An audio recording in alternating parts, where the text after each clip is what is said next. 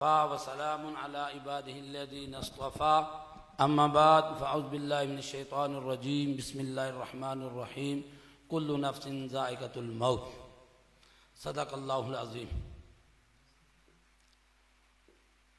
یہاں پہ جتنے بھی علماء اکرام، قراء اعظام، مہمان خصوصی تشریف لائے ہیں، ان سب کا میں شکریہ ادا کرتا ہوں اور ان کو خوش آمدید بھی کہتا ہوں۔ اور آج جو ہمارا پروگرام ہے یہ ایک ایسے شخص کے متعلق ہے جس شخص کو اللہ رب العزت نے زندگی تو تھوڑی دی، مگر اس سے اللہ رب العزت نے دین کا بہت سارا کام لے لیا۔ ہماری ان کے ساتھ کوئی رشتہ داری نہیں ہے، طلبداری نہیں تھی، مگر جب ہماری جماعت کے ساتھ جڑے، یہ تقریباً ایک سال کا جو عرصہ ہے،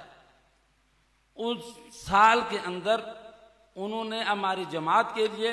اور اس قرآن کے لیے جو کام کیے ہیں وہ سب لوگ جانتے ہیں۔ ہماری جماعت اتحاد القراء پاکستان العالمی ضلع ایبٹ آباد کے صدر تھے، وہ تقریباً ایک سال انہوں نے گزارا، اور اس سال کے اندر جماعت نے جب ان کو چھوٹی سی کال کی کسی چھوٹے سے پروگرام کے لیے یا بڑے پروگرام کے لیے، تو انہوں نے اپنی مصروفیات کو نہیں دیکھا، انہوں نے اپنے علاقے کو نہیں دیکھا، اپنے ضلع کو نہیں دیکھا، بلکہ انہوں نے یہ کہا کہ یہ دین کا کام ہے،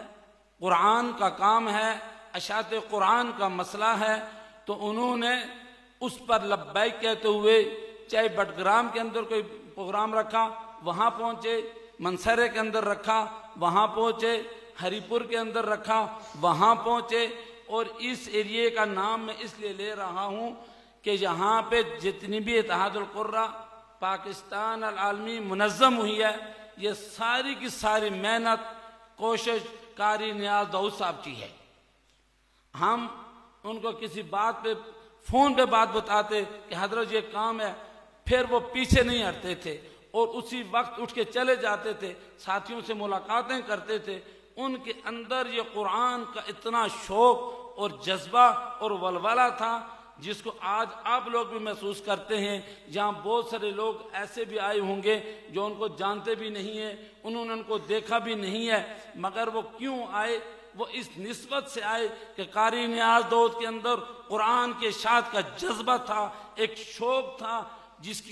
اس کے سینے کے اندر ایک تڑپ تھی، وہ دنیا میں نہیں رہا۔ آج لوگ اس کے لیے خراج عقیدت پیش کرنے کے لیے اس علاقے میں بھی آئے ہیں۔ یہ شہر سے کتنے دور دراز ہیں، پھر بھی لوگ تشریف لائے ہیں۔ اور اس سلسلے میں کہتا ہوں کہ جتنی بھی قاری نیاز داؤد صاحب کی تعریف کی جائے اتنی کم ہے، جتنی بھی ان کا نام لے کے ان کو خراج عقیدت پیش کیا جائے اتنا بھی کم ہے۔ اور یہ قاری نیاز داؤد صاحب وہ ایسے شخصیت ہیں، آج اب دیکھیں ایک نہیں دو نہیں سینکڑوں قراء حضرات جو اپنے مدارس کے اندر پڑھا رہے ہیں، جو اپنی اکیڈمی میں پڑھا رہے ہیں، وہ نماز کے بعد صبح کے بعد یاسین پڑھتے ہیں تو وہ ان کے لیے دعائے مغفرت کرتے ہیں۔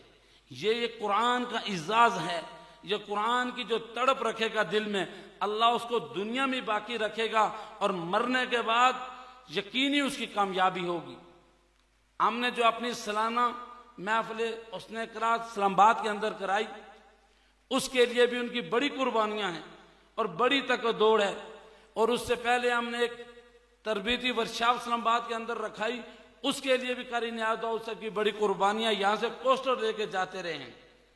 اور اس قربانی کے اندر جب ہم نے ان کو وہاں 3 اسناد تک دی، تو میں یہ سوچ رہا تھا کل پرسوں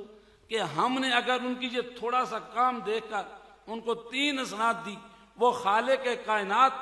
جس کے قرآن کی وجہ سے ان کے اندر یہ تڑپ تھی، ہم نے تو ان کو کیا دیا، مگر اللہ ہم سے زیادہ غنی ہے، ہم سے زیادہ سخاوت والا ہے۔ وہ اللہ ان کے اوپر اس سے کتنی کروڑوں ہر رحمت نازل فرمائے گا۔ اس کی وجہ کیا ہے کہ قرآن کی لگن، قرآن کی تڑپ ان کے سینے کے اندر تھی۔ دوستو، ہم نے بھی یہ جماعت جو بنائی تھی اتحاد القراء پاکستان العالمی، اس کا مقصد بھی یہی ہے اللہ نے جو قرآن میں فرمایا نا اِنَّا نَحْنُ نَزَّلْنَا الذِّكْرَ وَإِنَّا لَهُ لَحَافِظُونَ، اس کا مقصد، اس کا آیت کا مفہوم یوں ہے کہ ہم اس قرآن کو اتارتے ہیں اور ہم اس کی حفاظت کریں گے۔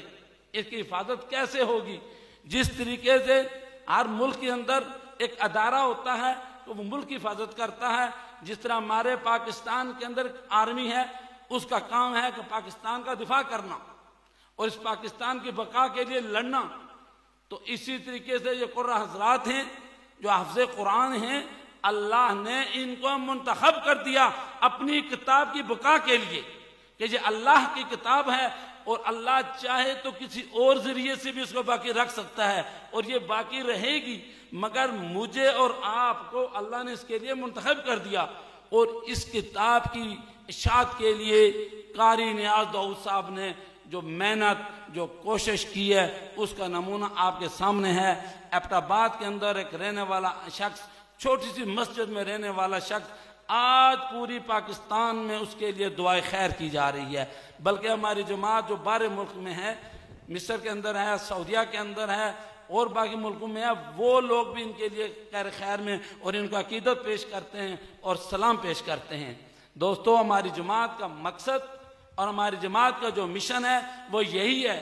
کہ قرآن کی اشاعت ہو، اللہ کا قرآن دنیا میں عام ہو۔ اس کے لیے آپ لوگوں سے گزارش ہے کہ آپ لوگ اس چیز سے تیار ہوں کہ کم از کم آپ اپنے بچوں کا حافظ قرآن بنائیں گے، اور اس کے لیے بڑی فضیلت یہ ہے کہ اللہ رب العزت قیامت کے دن حافظ قرآن کے والد کو ایک تاج بنائیں گے جو چاند سے اور سورج سے بھی زیادہ چمکدار ہوگا۔ بھائی اللہ رب العزت مجھے اور آپ کو